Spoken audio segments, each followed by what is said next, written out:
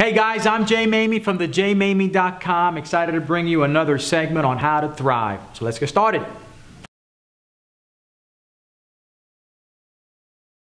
Hey guys, welcome. Wanted to take a couple of minutes today and share with you one of the ways that, for me anyway, has been a very effective method to use when communicating with someone the urgency of that conversation.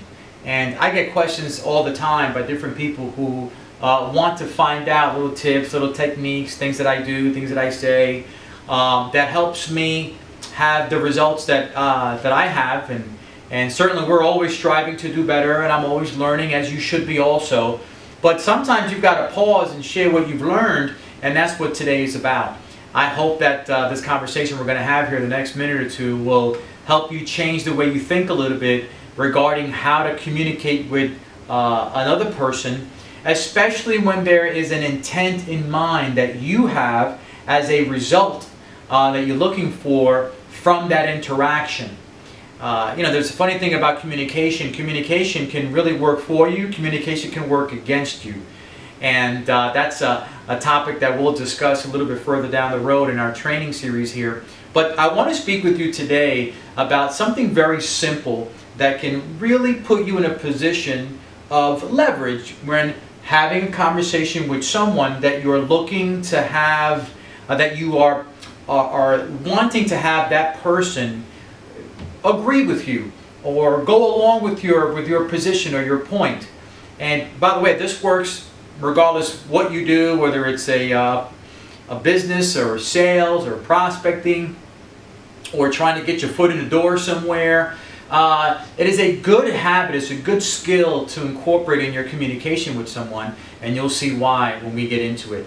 First thing I want to share with you is that the best approach I've ever seen, at least that has worked for me, is taking what I believe most people don't do, and that's more of a passive approach. You know, if you are trying to communicate your point to someone, if you're trying to persuade someone to your point of view, if you are looking to get that person to be in a state of agreement, one of the ways I believe that works best is when you take a passive approach, but yet an authoritative approach. Not an aggressive authoritative approach, and certainly not a cold-hearted authoritative approach, but a passive authoritative approach. Meaning that they sense that you know what you're talking about, but you're not doing it in a way that's pushy or that's aggressive or intimidating. You don't have to be any of those things to portray authority and confidence in what you are going to share with them. So here's what I mean about pre-paving a very passive approach, is what I like to consider the permission approach. The permission approach. What I mean by that is having conversations with people where you're starting off asking permission. Asking permission. It puts them in what they feel is a state of control. And of course, they're in control because they make decisions based on what's happening with them, whoever it is that you're talking to. But what I mean is it allows them to still feel like they have authority. Control, a say, that they can say no at any point in time. It'll get you further if you allow them to feel that than you coming in like a bear or a lion and being Mr. or Mr. and Mrs. too aggressive. It doesn't work, guys. It doesn't work. At least not to any significant degree it works, and I've not seen too many opposing views on that either. So a passive approach, beginning with asking permission, allows them to still feel in control, even though you're going to guide them to make a decision or to agree with your point of view in the end anyway. So asking permission is the best way that I've ever seen, and personally from my own experiences works very, very well. Let me give the example. Asking permission begins like this. Say, John, I know we're here to talk about where you are currently today in your particular situation with your finances. That's the work I'm in. But before we get started, I wanted to find out, do I have your permission and there's the key phrase, guys, do I have your permission to ... We're going to get to the ... dots. But let's pause for a second here. Do I have your permission now allows them to still feel what? In control. To still feel like I have a say. And not only that, but they respect the fact that you respect them. You have now won them to their side. In other words, they feel comfortable and relaxed because you respect that they have a say in the process. That they will sort of give you so far as you can go.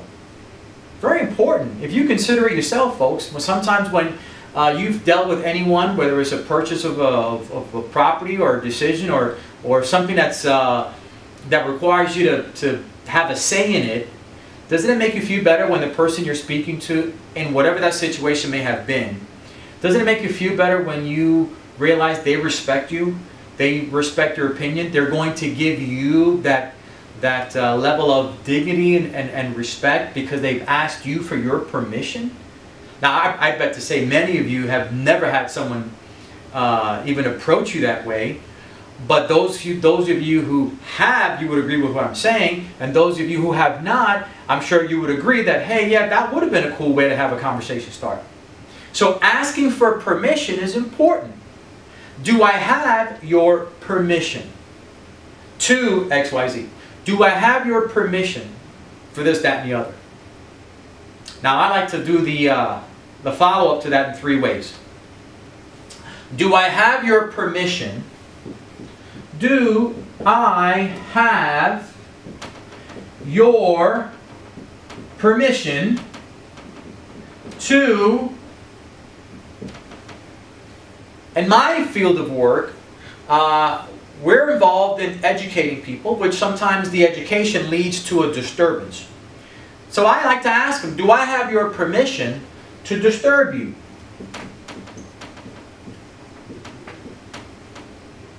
To disturb you. Do I have your permission to disturb you? Now, if you asked anyone that question, do I have your permission to disturb you? It's sort of odd, isn't it? All of a sudden, they're like, yeah, you have my permission to disturb me? And they'll start thinking, well, what's this guy going to disturb me about? Now they're intrigued. They just gave you permission so that for you to disturb them. Now they're intrigued. That leads down a path of openness. Wouldn't you be open? Wouldn't you be intrigued if I said to you, do I have your permission to disturb you? You would say, yeah, and sort of be hesitant but intrigued at the same time. It's not a common question people are asked, isn't it? It just isn't. So I asked you, do I have your permission to disturb you? Here's the second thing I do. Do I have your permission to enlighten you? To enlighten you. In other words, I'm going to go beyond the disturbing part. I want to ask them, do I have your permission to enlighten you? To give you something, to bring you something, to share with you something. You know, most people, because of a level of curiosity that is part of our own makeup, we're curious beings, right? We want to know, we want to know. Well, if somebody asks you, do I have your permission to enlighten you, what's that person automatically going to say? Sure. Why? Because what am I being enlightened with? It's a sense of curiosity that kicks in. It's a sense of intrigue that you're cultivating in that person. By the way, asking for permission begins to sort of stir the pot of intrigue. I talk about intrigue all the time. If you want to become a master at whatever it is that you're doing with regards to dealing with people, you better understand the power of intrigue, the power of intriguing someone, of fascinating someone. Well, you start off a conversation with, do I have your permission? You just planted the seed of intrigue. You've planted the seed of fascination. And you follow up with a couple more questions. Now you've got them where you want them, which is paying attention. Do I have your permission to disturb you? Do I have your permission to enlighten you? Here's the last one. Do I have your permission to help you? Do I have your permission to help you? Now, how often do you hear somebody ask that question? Not often at all, right? But how powerful is it? Hey, do I have your permission to help you? You know, that person says, you've got my permission to help me. Well, there you go. Now you're off to the races. Yeah, you have my permission to disturb me. Yeah, well, it depends when you disturb me. You have my permission. Not only have you given, as I said earlier, them the authority, you placed it right back into their hands, but giving them the authority to give you the authority to disturb them, to enlighten them, to help them. Now, let me end with one final note here. I wouldn't use all three. It's overload.